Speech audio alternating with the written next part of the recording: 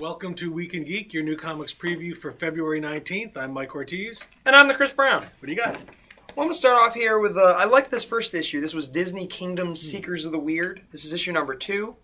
It's written by Brandon Seifert with art by primarily Carl Moline, but it looks like a different inker, Rick Magyar on some of it as well. This was, I'm trying to remember exactly how it went. There were, I believe, relatives in a house, and then they get stuck in this bizarre part of the house. And now it looks like they're fighting some creatures, and a monster made of books and some other odd things. This was sort of based on the drawings and art of a Disney artist back in the day, who they were going to then design some kind of museum, and it never happened.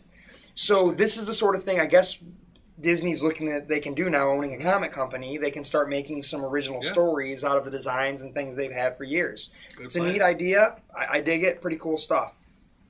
Next, I've got Daredevil, Man Without Fear. This is issue number 36. Lots of boxes and a costume, and Nelson and Murdoch looks like it's closed. So I'm wondering if this is the end before we get to, next month, all new adventures, an all new life for Matt Murdock, and the all new Daredevil. Yeah, and I think they're moving to San Francisco. Because, he's getting them out of Hell's Kitchen. Yep. You know, this is one that I had kind of fallen behind on from time to time, and I still do love Daredevil, and I catch up in chunks. So I don't really know what's going on here. I think I'm an issue or two behind. There were some things going on with Foggy Nelson, and obviously they're going to tear Daredevil up and move him out to California. Mm-hmm. I liked him in Hell's Kitchen. It was the way it always was. They're moving so many of these people out of New York and the East Coast because that's where Marvel's offices are going. Yeah. But, okay. Next, this is an image number 1 that I'm going to give a shot. I have not read this. I'm not really sure what it's about. It's written by Steve Orlando with art by Artem Trakhanov. I'm sure I butchered the hell out of that. The artwork looks pretty cool. It's got kind of a sea monster thing going on. Really neat artwork. The colors pop pretty nice. Yeah. Not sure what's going on, but it has monsters and cavemen and spacesuits, and I don't know what's going on, but I'm going to try that out. So number 1, no reason not to jump on and give it a shot. Nice. Then I got issue number 7 of Ghosted. I am an issue behind on this one. I really enjoyed the first story arc in which our master thief was hired to steal a ghost. That ghost was primarily stolen because if the ghost left the house, the person who sent him to steal the ghost would not have had eternal life. It was quite a screw job, some really strange things going on that involved someone also having killed a family member with that ghost. So then he takes off at the end of that story arc, and he's somewhere else and thinks he's scot-free and no one can get him. Well, there's another story arc. I'm an issue behind. Sure, there are people looking to get him and whatnot, so I'll have to catch up with a couple of issues there. Next, I've got another image title, one that I like quite a bit. This is Peter Panzerfaust. I am behind on this entire arc. This is one that I'm looking forward to sitting down and reading in its entirety. I love Peter Panzerfaust because the idea of it lives so much more beyond its concept. It is Peter Pan, but it's not. Mm-hmm. It takes an idea of this person who's sort of untouchable and mystical and magical, and he's leading this ragtag group of orphans, essentially kids from an orphanage that from that first story arc, and we're finding it all out from a current standpoint. And these people talking about the past to to our interviewer. And now the interesting thing is, as I'm reading along here, we don't know why he's interviewing these people. So there's got to be a story there too. What is he ultimately trying to find out? I don't know, but it's a cool book. I really, really like it. If you're not reading it, you should be. Some great stuff. Next, I've got, this is a Dark Horse title. Figured I'd give this a try because it's written by Frank J. Barbiere, who was doing Ghosts, or 5 Ghosts. Yeah. He's also, I believe, got a RoboCop title out this week. The art is done by, who is this? We've got Toby Cypress. Looks nice. It looks pretty cool. They're going with kind of a 3-color thing, black, white, and red. Oh, there's a little green and yellow. Kind of interesting artwork. Dark Horse is trying to do some things because they're losing their heavy hitter. Mm. So I feel like I'm seeing more and more concepts that might have been an image title. Right. That we're starting to see Dark Horse trying to scoop up some of these guys. Now this is 1 of 4. I wonder if their plan is, if it's successful, to then let it go, farther. Yeah, possibly. Or do the Hellboy model where it's just a series of miniseries, which honestly I think is the best way to do it. It's certainly a good way, and it works for Hellboy. Yeah. So maybe it'll work. I don't know what Dark Horse is trying to build, but they're definitely trying to build something. Cool. Next, I've got the Midas Flesh. This is number 3 of 8 from Boom Studios, their Boombox imprint. This is a group of explorers are looking for Earth. No one's been able to visit it because it's completely covered in gold. They're trying to find, it was some sort of a weapon that did this to the planet. There's some sort of force that has made everyone forget about the planet, that enough time has gone by and it's been removed from any records that no one should know about it, but our group of explorers do. There's now a probe coming down from the greater powers that be, but this group seems to have found King Midas. There he is. Everything he touched, he completely spreads out and turns everything to gold. They had to find a way to get to him, and now we've found old good King Midas, and I don't know what's going to come from there, but it's a neat story. It's drawn in a fun, cartoony style, but it's a neat look at the king, the myth of King Midas, and or they myth, but fairy tale, and in putting it in sort of a sci-fi setting. So I guess I've got lots of fairy tales and that sort of thing in my stack this week with different spins on them. I'm going to start off with Supergirl number 28. This is the Red Daughter of Krypton, where this is crossing over with the Green Lantern books. Normally don't get Supergirl, but I'm going to try it out for that. It looks like she wails on the all-new Lobo for a while, and then at the end gets the Red Lantern ring that she's already wearing in the Green Lantern books and the Red Lantern books that have shown up. So this probably should have come out beforehand, but it didn't. But oh well. Just kind of filling in the gaps. It's Tony Bedard, Ildre Sinar, who's a great artist, we'll get a little bit more backstory as to exactly why the Red Lantern ring chose Kara. Next up, Green Lantern New Guardians number 28.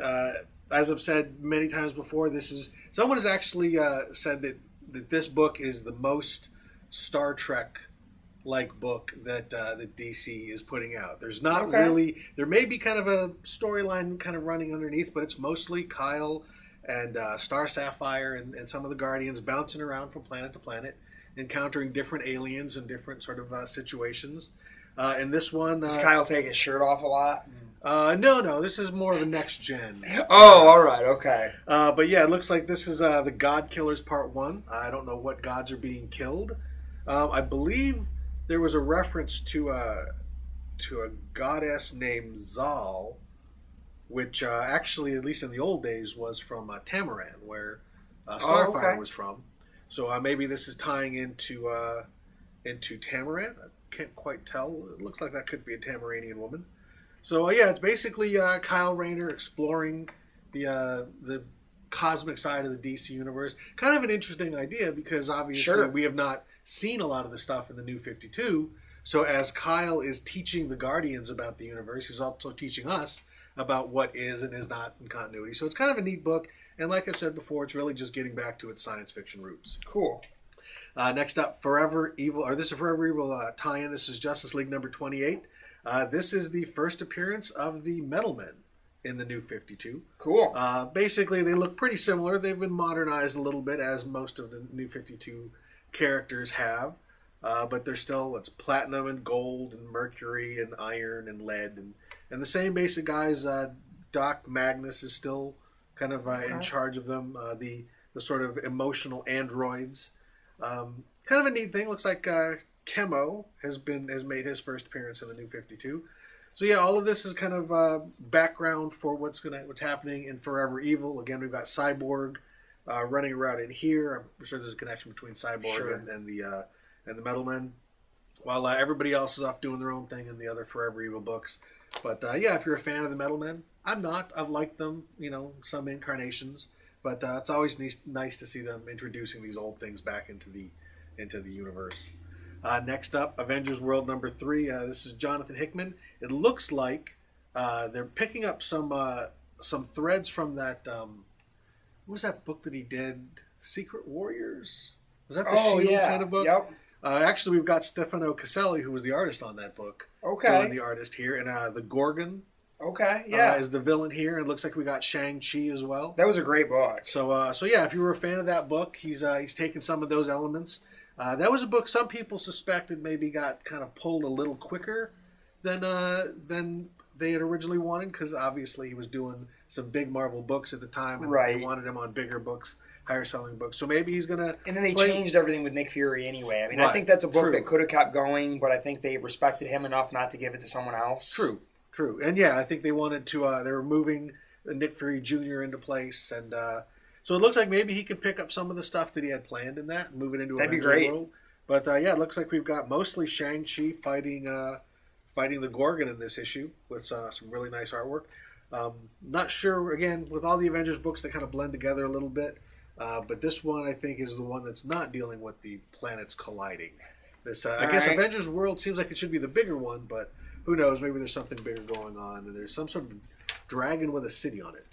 That's always neat. All right, sure. Next up, Uncanny X-Men number 17. This is Brian Michael Bendis and Chris Bachalo.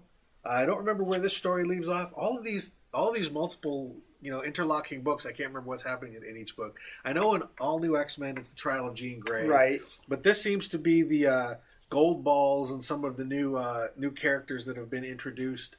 It looks like they're running around here. I don't know where they are.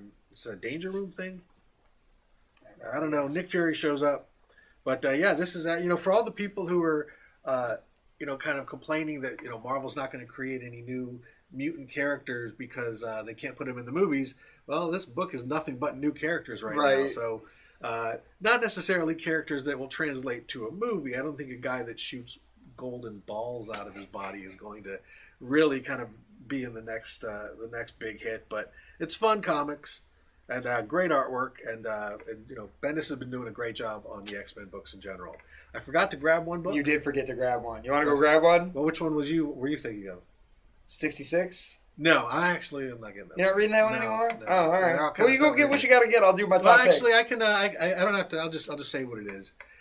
This was a light week for me. Okay. So normally when there's light week, I'll give something a shot that I haven't given before. I tried out Ms. Marvel and Loki. Actually, the Ms. Marvel book was quite good. So whenever there's a light week, I'll give something a shot. I've really kind of enjoyed these Marvel Now things, resurrecting old characters. And New Warriors came out this week. Yes. So I was not a big fan of the New Warriors. I read it, when it first came out for a while. But the characters in it are kind of interesting. And I've really liked a lot of the new takes on the Marvel, on the all-new Marvel Now stuff. So in addition to what I've got here, I'll grab it later. I'm adding New Warriors. I don't know who the creative team is on it. I don't know either, but I might give that one a shot too because it looks like Speedball's in there, and I kind of want to know how he went back to Speedball from Penance and what he was dealing with the Civil War. So yeah, I know they had that great series in the 90s, Fabian Nicieza and I think Mark Bagley. Yes. They've tried bringing them back a few other times. Zeb Wells took a shot, a few other people take a shot. It's never quite stuck, but it seems like they've got some creative juice with the all-new Marvel Now stuff. So the timing might be better for younger characters and that sort of thing. Exactly, and if it's as good as like the Ms. Marvel book was, which I thought was pretty solid, Marvel might have another good solid book on their hands. So even though I forgot to grab it, I don't have it in my hands here. That was one of the ones that, as I was sitting here, I was like, there was something else. There was a new book I was going to get this week, and I was like, oh, that's right, it's New Warriors. So New Warriors is also in my stack. Well, I'm looking at. I got my top pick here. This is from Boom Studios. This is issue number 2 of 4. I have Curse by Mike Morisi with art by, who do we got here? Riley Rossmo and Colin Lorimer. Obviously, I knew Riley. I wanted to give the other guy his due. Colin Lorimer. He does most of the heavy lifting. Riley's got a few panels in there, placed just right. Adds fantastic extra layer there to all these werewolf scenes. I mean, obviously we say great things about Riley every time he has a book out. But yeah, the stuff by him with the werewolf looks freaking fantastic. I mean, written by Mike Morisi, friend of the show, really talented writer who is doing a lot of stuff lately. Really, really keeping busy. And this was a fun vampire tale. A werewolf tale. It's I like the idea that they don't really know what's going on. This guy goes out to get something, and then it looks like everything's picking up a little bit. So really strong art, really, really strong story. This is a good book that you should check out. Boom Studios. It's only going to be 4 issues, so. Cool. My top pick is Amazing X-Men number 4. This is Jason Aaron and Ed McGuinness. This has been such a fun book. Love it. I love it. There's a lot of great drama going on in the other X-Men titles, and it's a complicated storyline. Through it while you're talking. Okay. Complicated storyline. This is simple, old-fashioned stuff. Yes. It's comics. It is comics. Fun X-Men comics. We've got swashbuckling. We've got demons dressed as pirates and ships that fly. And I mean, it's kind of this little tour of the afterlife. Nightcrawler is still officially dead. Yes. It's in the afterlife. They've commented on Xavier. Right. And his father, Azrael, is making a play to take over both heaven and hell. Or Azazel. That's right. The other guy. Azazel. But the guy from X-Men First Class movie. Yes. Not the guy that broke Batman's, that took over after Batman. This is the red guy that looks just like Nightcrawler. Yes. With his red bands. Yes. He's dressed up as a pirate. He's making a play to take over heaven and hell. And of course, the X-Men are going to thwart him because, well, they're the X-Men. That's what the X-Men do. Guy. Yes. But this has just been a lot of fun, even though there's serious stuff in there. I mean, this isn't like it's a comedy book, but there's swashbuckling, it's action. Yes. There's really nice character moments, especially as all of these people kind of re-encounter Nightcrawler and are happy to see him and stuff like that. They're feeling as sentimental about it as we are, even though they're in the middle of this battle with pirates and swashbuckling. It's really a nice way to bring it back, I think. I think so. And you've got all these great character moments, but in addition, a pretty nice, tight, simple, fast-moving story with all the great characters. We've got the Beast and Mohawk Storm, Firestorm, or Firestar rather, gets quite a bit to do in this issue. So this is really. I mean, if you're someone who kind of is, especially anybody who's looking at the current state of the X-Men and kind of missing the old days, this could have been Chris Claremont. Writing this. And I know Chris Claremont's going to be writing that, which I'm probably not going to get because Chris Claremont doesn't write like Chris Claremont anymore. But Jason Aaron's doing a great job of writing. Maybe he went back in time and grabbed Chris Claremont from like 1987 and is forcing him to write this story because that's pretty much what it feels like. It's great old-fashioned stuff that I think still even new readers are going to like because it's fun. Agreed. I think you can jump on this book having never read X-Men before and still like it. If you just know Nightcrawler is dead, and you'll understand that sentimentality and the fact that everyone else is telling you how much he was missed will help you feel that way. Like, oh God, I don't even know who he is. Good to have him back. So if you haven't read it, you'd love it. If you love those characters already, you're gonna love it. Fun, great stuff. I mean, Jason Aaron, the thing that he really has the voice of all of these characters down. Even in like the Bendis books, it's Bendis's version of their voice. You know, they don't act and talk like they do in any other books, but it's still good stuff. But Agreed. Like this is Jason Aaron kind of channeling. Really talented writer. Yeah. I'm just blown away. Dude, a year or two ago, I didn't know who he was, or I knew who he was, but I never read Scalped or any of his serious stuff. Man, this guy writes superheroes like nobody's business. Agreed. One of the best guys at Marvel right now.